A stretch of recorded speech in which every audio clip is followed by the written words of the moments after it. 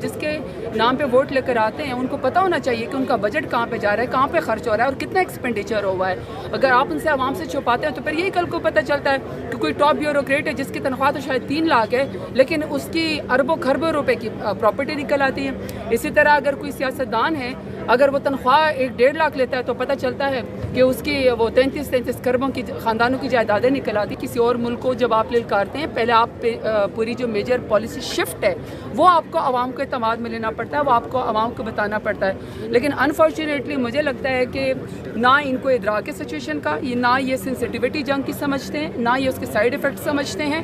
اور میرا خیال ہے کہ جس طریقے سے ان کو شاید کوئی حکم ہوا ہے کہ اچانک سے میجر پالیسی شفٹ یہ ہوا ہے کہ انڈیا کو یہ دوست قرار دے دیں گے اور افغانستان کو یہ دشمن قرار دے دیں گے۔ یہ کوئی چھوٹا معاملہ نہیں ہے، یہ بہت بڑا معاملہ ہے، اور جس طریقے سے بیانات آ رہے ہیں اس سے تو یہی ظاہر ہو رہا ہے۔ تو جب تک آپ عوام کو بتائیں گے نہیں کہ آپ کی اس وقت میجر پالیسی ہے کیا، اسٹریٹجک سچویشن کیا ہے، اس وقت حالات کیا ہے، نیبرنگ کنٹری کے ساتھ ہم نے کیا پالیسی رکھنی ہے، اس طرح آپ جا کے اسٹرائک کرنے کی اگر وہ دیں گے تو پھر سے تو اور جو ہے ٹینشن بڑھے گی، اس سے اور جو ہے وہ مسائل حالات جو ہے وہ خراب ہوں گے۔ میرا خیال ہے کہ اتنا بڑا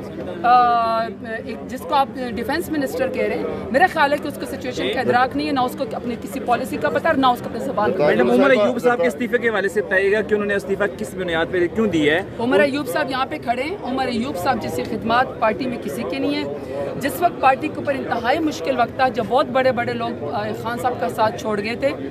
عمر ایوب صاحب نے اس مشکل وقت میں جنرل سیکرٹری کا عہدہ لیا۔